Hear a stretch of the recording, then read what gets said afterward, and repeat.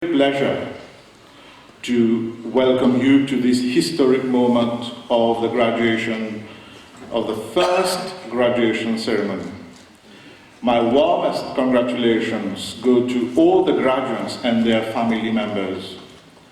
This graduation ceremony shall always be remembered because it is the first one for our university. It comes only once in the lifetime of a university. The presence of the most honored Nobel Prize laureate, Dr. Leclésio, makes this graduation ceremony a memorable one. We shall be forever grateful to you for having accepted to be the first one to receive the award from our very young university. We want your hard work, determination, passion, and above all, your presence among us to be an inspiration for the current and future students of the Open University of Mauritius. This day is also a very special one, as it is the first official visit of the Honorable Minister to our university. We would like to express our sincere thanks to you for having accepted to bless our graduates and for your vital support to our university. To my dear students, I have no words to express my gratitude. It has been an immense pleasure to serve you as the Director General. You shall always be remembered as the first graduates of the Open University of Mauritius. You have played a vital role in establishing this university. You have helped us as a member of the family to overcome the hurdles in our way and to find solutions to the teething problem that every new institution has. A university cannot be built in a day. We work together as one family, and I remember the encounter I had during one of my visits where a group of you present today convinced me to teach at the master's level, although I decided not to do so. The university continues to focus on its core mandate of offering quality university education. As a university, it is our expectation that our graduates today will not only demonstrate their academic excellence, but also espouse the virtues of humility, objectivity, and tolerance. Such noble attributes will also go a long way in assisting graduates to realize tangible lifetime goals. You are the ambassadors of our university. You are our pride. You must ensure that you always give the best of yourself wherever you are. Together with the staff of the Open University of Mauritius, you ensure that our young university is transformed into a vibrant and successful one. Today, we are proud to say that we have 4,000 students and we are offering 78 programs, ranging from short courses to doctoral programs. Our academic programs enjoy full accreditation from professional bodies. We continue to place emphasis on academic excellence. This has allowed us to sell our programs to both local and international organizations like Bocadol. Open University of Mauritius is the only public university offering employability courses right from day one, in order to ensure that our students have both the hard and the soft skills necessary to secure a promotion or a job.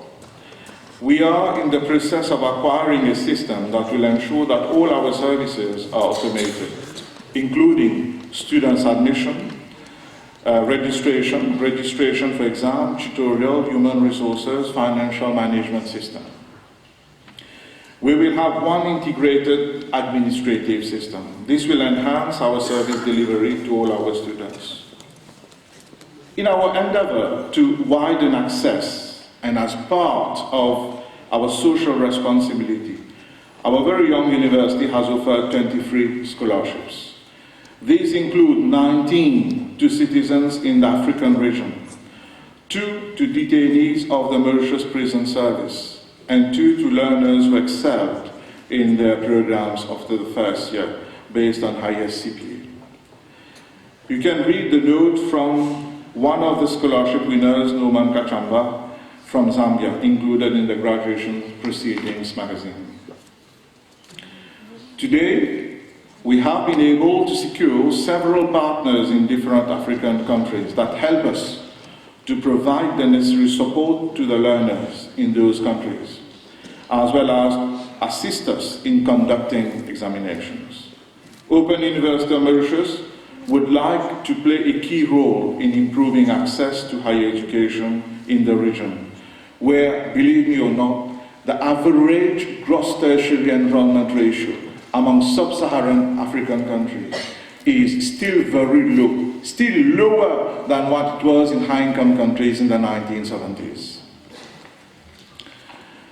We have also started a research and consultancy department, and we would like to focus our research in 3 fields, namely big data for business and health, public health with the collaboration of the Imperial College London and WHO, and interculturality. In this context, we will be setting a School of Health as well as a Center for Research on Interculturality, CRI for short. And I must say CRI is Centre de Recherche pour l'Interculturalité and Center for Research on Interculturality, coined by Dr. Asghari himself, with the advice and support from Dr. Leclésio and Asghari. Mauritius has the potential to be a very good lab for research on interculturalism, which is about explicitly recognizing the value of diversity while doing everything possible to increase interaction and hybridization between cultural communities.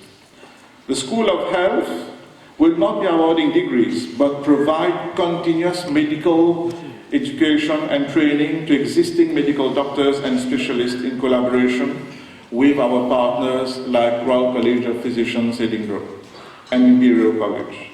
Its main focus will be on research in Mauritius and in the region.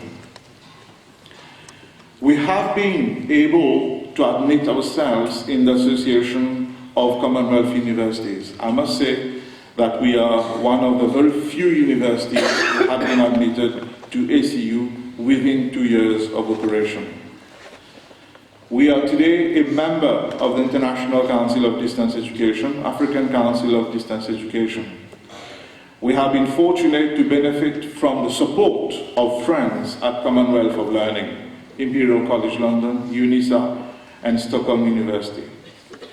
Ladies and gentlemen, this would not have been possible without the hard work of the fantastic team at Open University.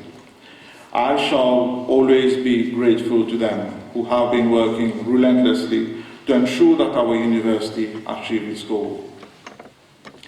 It is with this support that we had decided to host the International DIASA conference that was attended by over 150 delegates.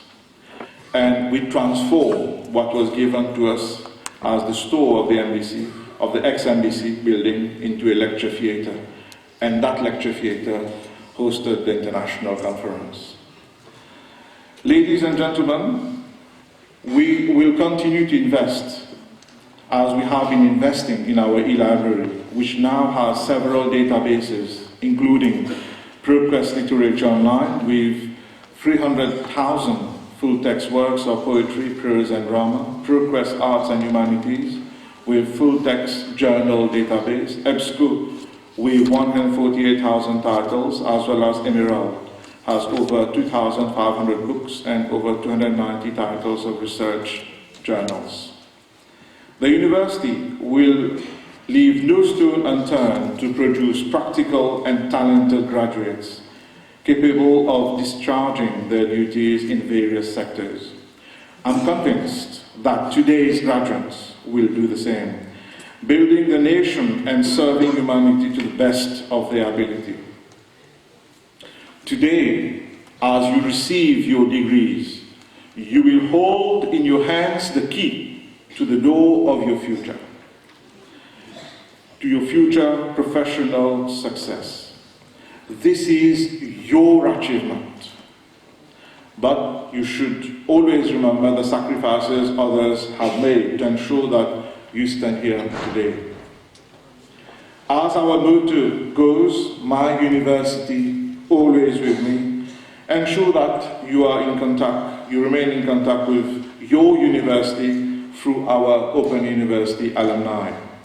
Do join our alumni and support us in building this great university. Finally, I have fantastic news to share with you. Open University of Mauritius has been ISO certified as from this week.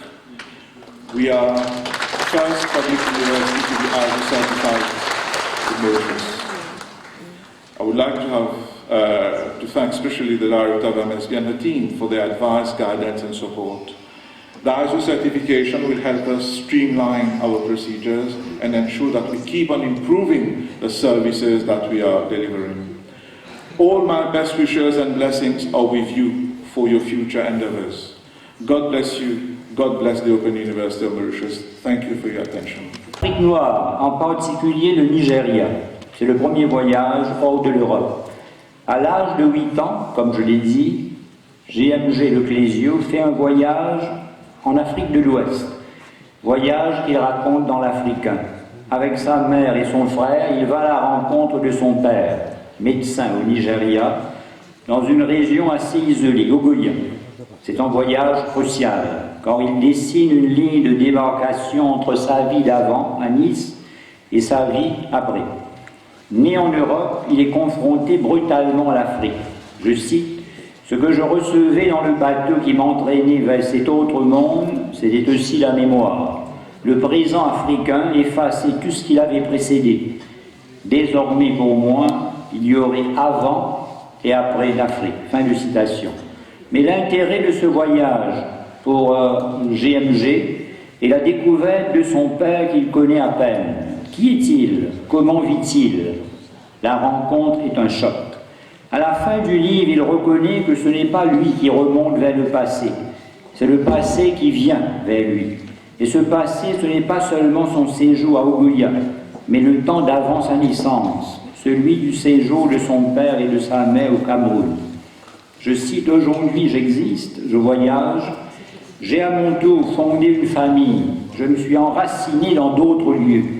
Pourtant, à chaque instant, comme une substance éthéreuse qui circule entre les parois du réel, je suis transpercé par le temps d'autrefois. » À Ogoya. Par bouffée, cela me submerge et m'étourdit. Non pas seulement cette mémoire d'enfant, extraordinairement précise pour toutes les sensations, les odeurs, les goûts, l'impression de relief ou du vide, le sentiment de la durée. C'est en l'écrivant que je le comprends maintenant, cette mémoire n'est pas seulement la mienne, elle est aussi la mémoire du temps qui a précédé ma naissance, lorsque mon père et ma mère marchaient ensemble sur les routes du haut pays, dans les royaumes de l'ouest du Cameroun. Fin de citation. L'écriture est donc un moyen de comprendre, de se comprendre. L'Afrique encore, mais c'est maintenant le Maghreb. Après la publication de Désert, d'une beauté aussi illimitée que le désert, selon Bernard Pivot, sa femme Génia, d'origine marocaine, le quitte dans le désert du Sahara occidental.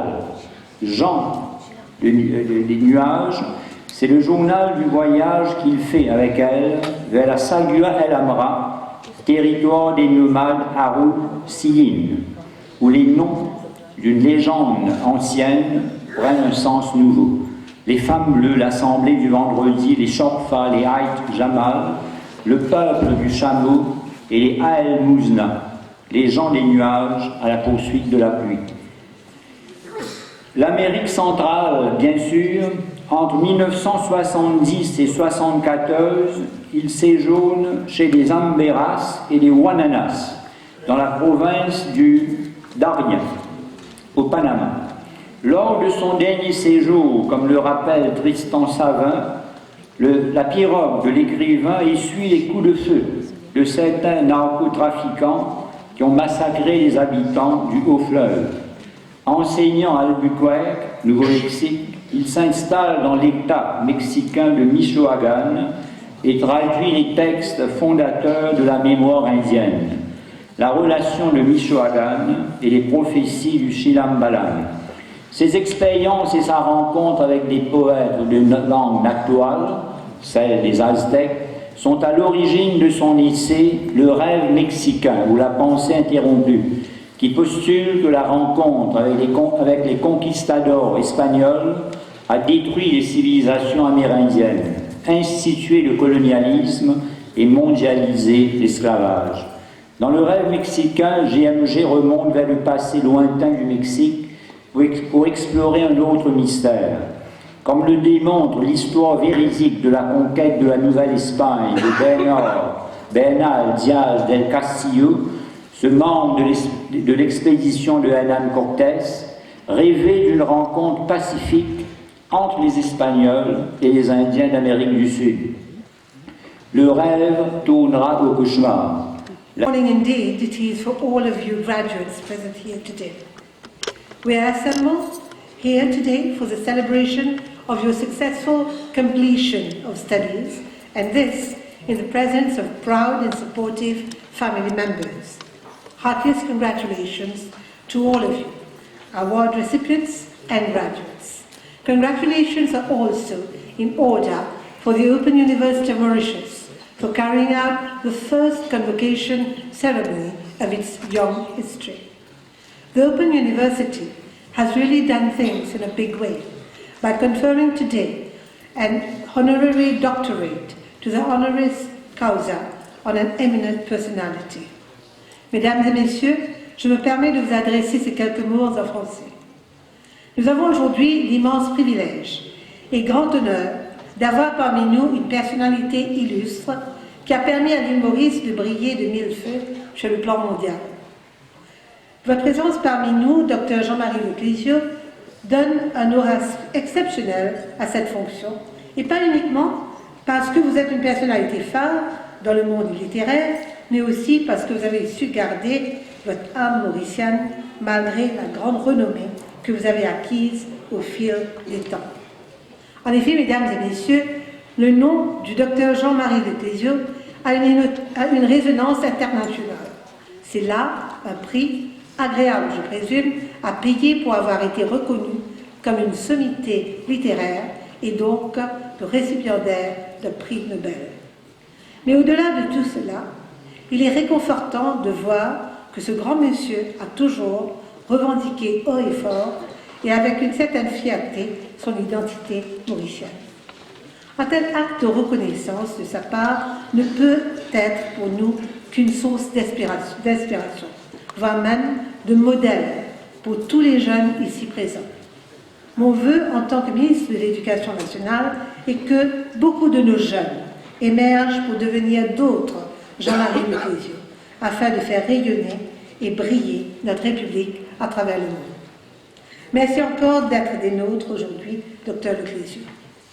Ladies and gentlemen, today is a significant milestone, both in your life and in that of the Open University, and obviously there will be many more such occasions that will arise henceforth. I'm tempted to say to all graduates here present that this is just the first convocation ceremony. For most of you, there will be many others. This is because we are living at a time when a diploma or a degree has become the forerunner, the clarion call for lifelong learning. Ladies and gentlemen, I'm telling you nothing new when I say that our global context is characterized by ideas telescoping into one another by a rapid evolution that makes information and knowledge that are brand new today become obsolete tomorrow.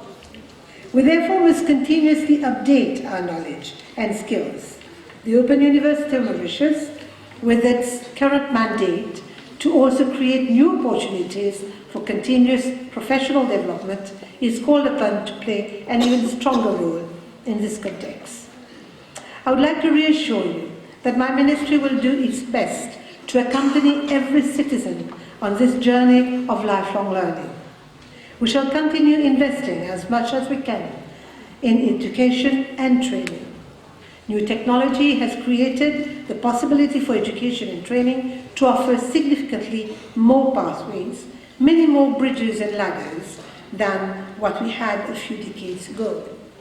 I urge all of you to make full use of this diversity of pathways. Dear graduates, Marcel Proust, French novelist, critic and essayist, has this well-known quote to his credit. The real voyage of discovery consists not in seeking new lands, but in seeing with new eyes. I believe Mauritius is fated to do both, apply and reassess existing knowledge as well as generate new knowledge.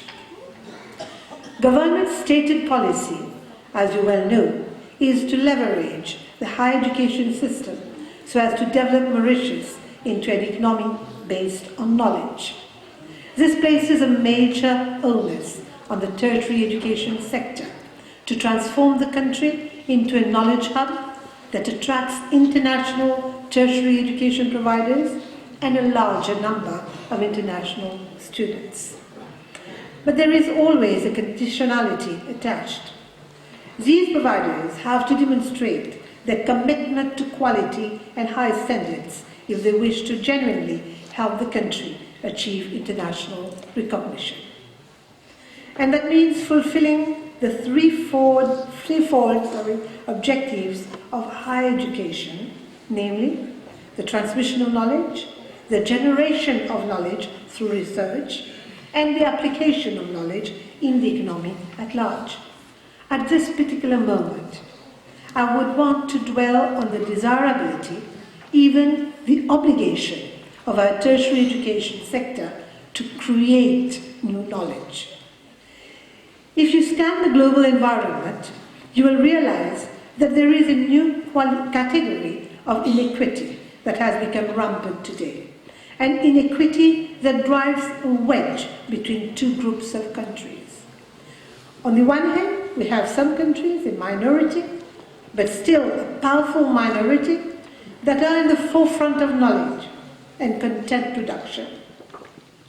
They are constantly creating new knowledge, attracting the best brains from different countries, an intellectual elite who can reinforce, consolidate, and sustain their preeminence in knowledge generation. On the other hand, we have other societies, the larger majority, that are primarily consumers and end users of the same content. Dr. Jean-Marie Leclésio will confirm that the gap between the two is widening, and that, ladies and gentlemen, is a matter of concern. This begs the question, how much of knowledge creation is effectively taking place in our country?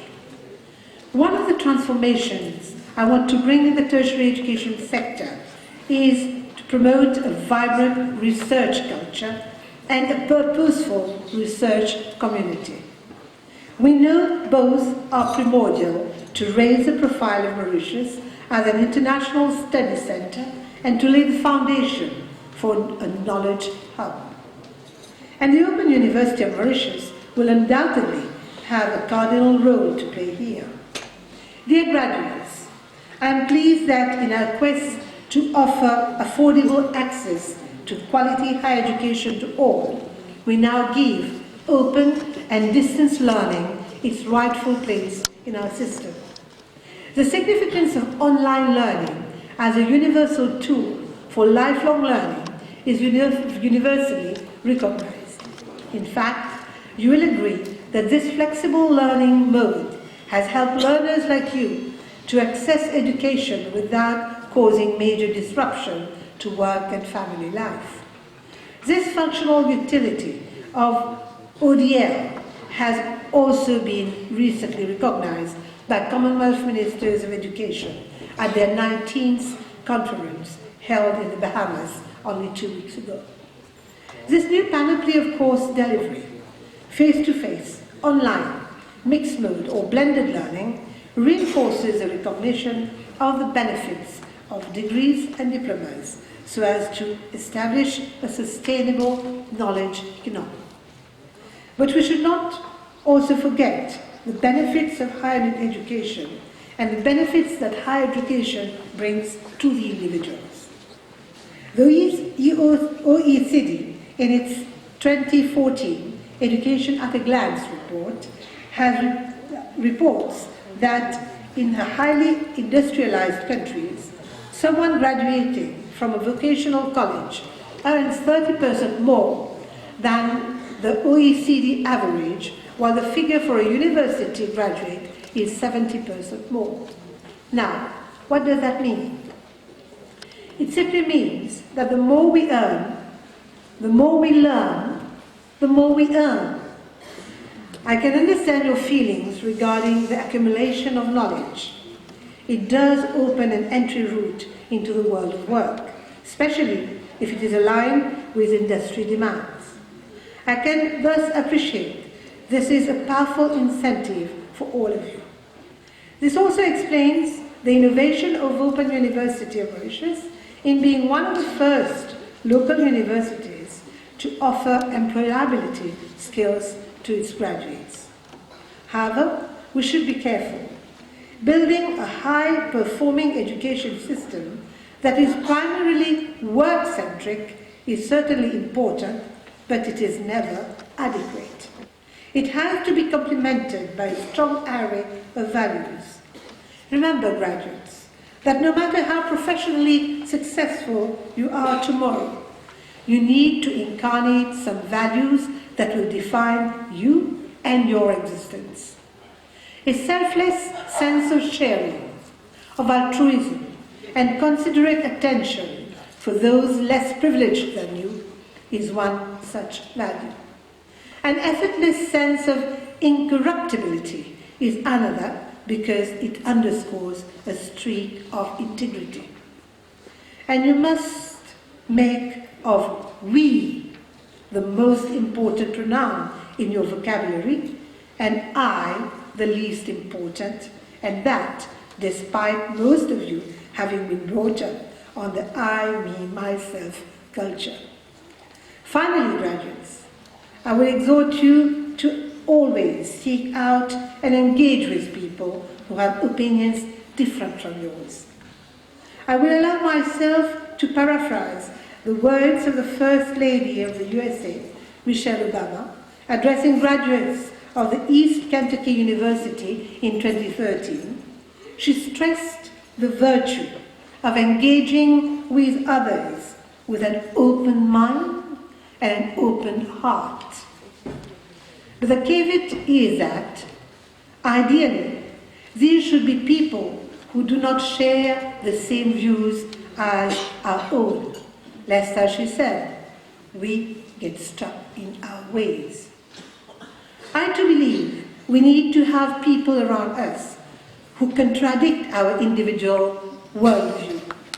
I certainly hope that you subscribe to this view as well, for remember, democracy thrives on the acceptance of differences and not on blinkered uniformity. On this last note, I wish you graduates all the best in your career, and warm congratulations to all of you once again. Happy Graduation Day to all of you, and thank you all for your kind attention.